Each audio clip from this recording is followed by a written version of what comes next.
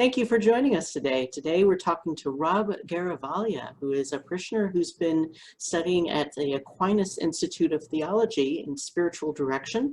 I reached out because he wanted to have something in the bulletin about becoming a spiritual director, so wanted to touch base with you, Rob, and talk about your experiences. So thank you for being here.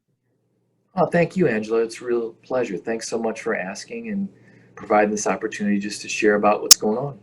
So tell me about your connection to College Church, first of all. How did you get connected to the parish?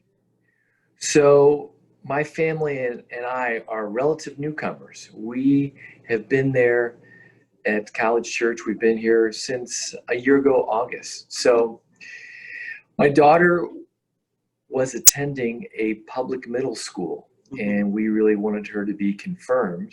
And so we looked around the metro area, and my wife did all the research and heard some wonderful things about the RE program at the College Church. So that's what brought us to the College Church. Now, I had returned. I had been at the College Church as an undergraduate, so I had some familiarity with it, but it's good to be back. Absolutely. And how has your pandemic experience been in the midst of it all, too?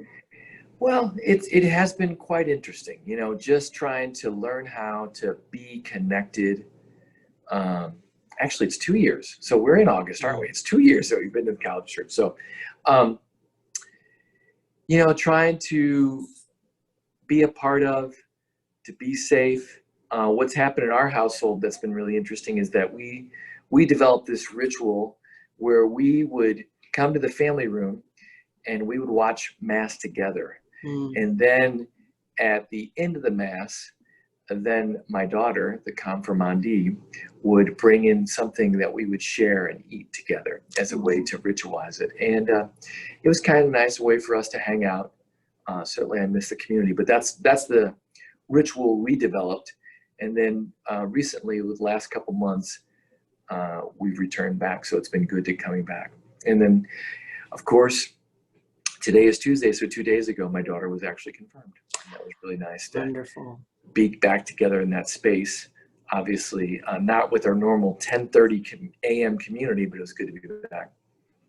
And how did you get connected up with Aquinas? What got you interested in spiritual direction? Yeah, so I took a class at Aquinas probably 20 years ago, and I was very interested. It was a scripture course. I really enjoyed it. And since then, I hadn't had too many interactions with the Aquinas Institute. I am a high school theology teacher, so a number of my colleagues attended Aquinas Institute and received their masters from there. So I would hear about the coursework there, be introduced to it through them, kind of know through it tangentially.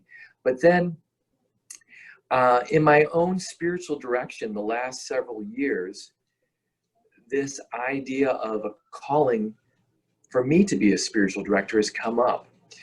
And then it was also strengthened because in my high school theology classes, my students would write about their own vocation, their own discernment.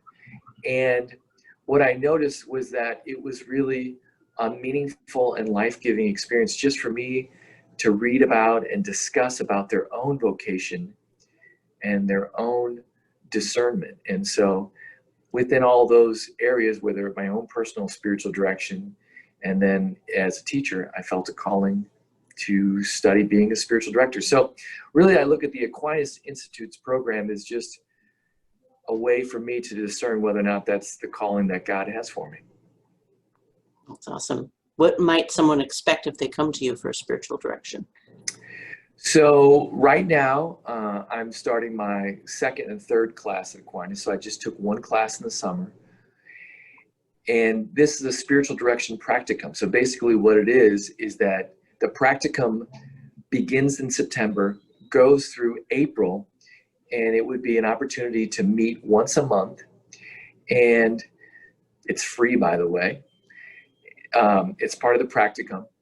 And it's a way for that person just to talk about their relationship with God, and for me to help and support them to deepen their relationship with God. And it'd be normally about 50-minute session once a month, and it could be a Zoom call, It also could be in person.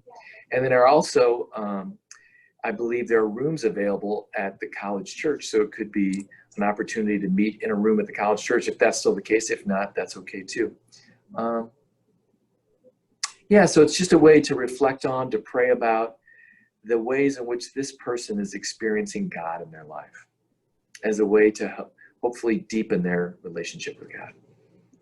I always like to ask folks who come on Parish and Community about their own faith journey. Are there particular moments that have stood out for you in that? Yeah, that's a great question. So for me, one that came to mind when I was reflecting about that would be my wedding day. It was interesting. So my wife and I were actually married at St. Margaret of Scotland. We were longtime parishioners there for 20 plus years before we came to the college church. And on the day of our wedding, I remember just standing at the front of the church and looking out and just being overwhelmed and humbled by how many people helped us to make this day possible, and the sacrifices they made. And I realized there was just this insight that I was a part of something much bigger than myself. It was much bigger than my wife and I and our relationship, that we were participating in something. And so that was really a formative experience, that I realized that a marriage, we're being sent out to do something, and we're a part of a community. Obviously, other examples that come to my mind were the birth of my children, especially with my son, who's the oldest. I remember just being in awe, also scared, terrified. Of course, I think about the passing that people have gone before me, being there in the room. The one that speaks about calling or vocation is that I remember I was in Denver and I was teaching there, and I was out in the meadows, and I went for a little nap in the mountain meadow, and I woke up, and there was just this moment of clarity. Like, I approached that day and I was really unsure about what I should be doing in my life and what comes next. And I just remember this sense of calm that came to me, that no matter what happened, that I was going to be taken care of. So those are a couple that come to my mind. That's really cool. Tell me about holy men or women that inspire you. Yeah. Well, I'm fortunate. I'm blessed with a number of great models and saints that go before me. Interestingly enough, one that I never personally met, I was thinking about, was B. Thomas Merton.